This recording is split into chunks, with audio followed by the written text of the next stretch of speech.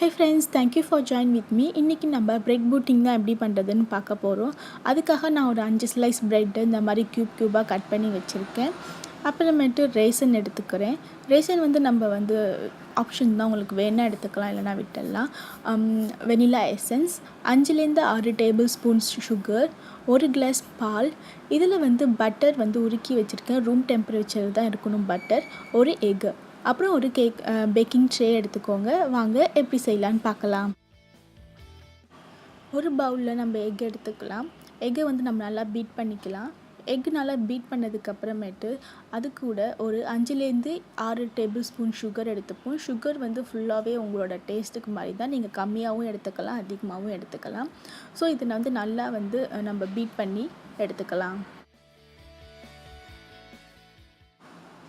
இப்போ இது கூட நான் பட்டரை சேர்க்குறேன். பட்டரை சேர்த்து நல்லா பீட் பண்ணிக்கலாம்.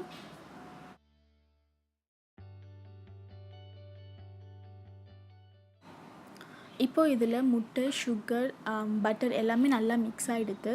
இப்போ இது கூட நம்ம பால் சேர்த்துக்கலாம். பால் சேர்த்துட்டு அந்த சர்க்கரை நல்லா கரையிற வரைக்கும் நம்ம இதை மிக்ஸ் பண்ணிக்கலாம்.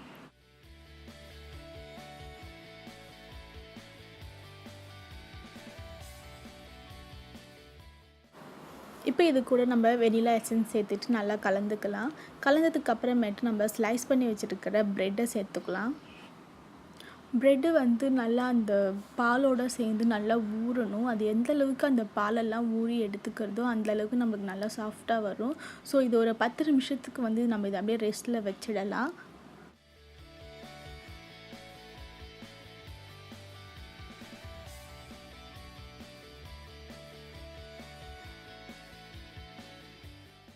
இப்போது 10 நிமிஷம் ஆகிடுத்து. நம்ம ப்ரெட்டை அரேஞ்ச் பண்ணிக்கலாம். நான் இன்னும் இதில் ரேசன் போடலை. ஏன்னா நம்ம இப்போ பவுலில் போட்டு நம்ம கிளறிட்டோம்னா ரேசன் எல்லாம் அடியில் போய் தங்கிடும், நம்மளுக்கு ஈவனாக கிடைக்காது. ஸோ அதனால் நம்ம என்ன பண்ண போகிறோம்னா, ஃபஸ்ட்டு ஒரு லேயர் ப்ரெட்டை நம்ம ஸ்ப்ரெட் பண்ணிவிட்டு அதுக்கு மேலே ரேசன் ஒரு லேயர் ஸ்ப்ரெட் பண்ணுறோம். அதுக்கப்புறமேட்டு திரும்பவும் இருக்கிற ப்ரெட் எல்லாத்தையும் மேலே போட்டு நம்ம கவர் பண்ண போகிறோம்.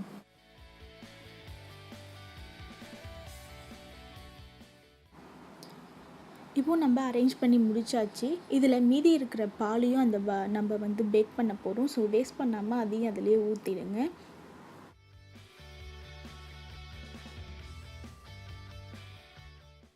இப்போது இதுக்கு மேலே இன்னொரு லேயர் நம்ம ரேசன் அரேஞ்ச் பண்ணிக்கலாம். பார்க்கவே ரொம்ப அழகாக இருக்குது. வாங்க இதை பேக் பண்ணலாம். இப்போது இதை ஒரு 200 டிகிரி செல்சியஸ்க்கு ஒரு 15-20 மினிட்ஸ்க்கு பேக் பண்ணுங்கள். பேக் பண்ணதுக்கப்புறம் பாருங்கள், சூப்பராக ரெடியாக இருக்குது. இப்போ இதுக்கு மேலே நான் கொஞ்சமாக பவுடர் சுகர் நான் ஸ்ப்ரிங்கிள் பண்ண போகிறேன். இது ஃபுல்லாகவே ஆப்ஷன் தான், உங்களுக்கு தேவையில்லைன்னா பண்ண வேண்டாம், விட்டுடலாம்.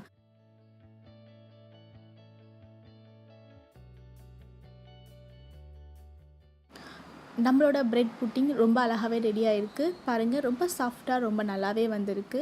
நீங்களும் கண்டிப்பாக உங்கள் வீட்டில் இதை ட்ரை பண்ணி பாருங்கள். உங்களுக்கு எப்படி வந்துச்சுன்னு என்னோடய கமெண்ட் பாக்ஸில் சொல்லுங்கள். உங்களுக்கு இந்த வீடியோ பிடிச்சிருந்தா கண்டிப்பாக லைக் பண்ணுங்கள், ஷேர் பண்ணுங்கள்.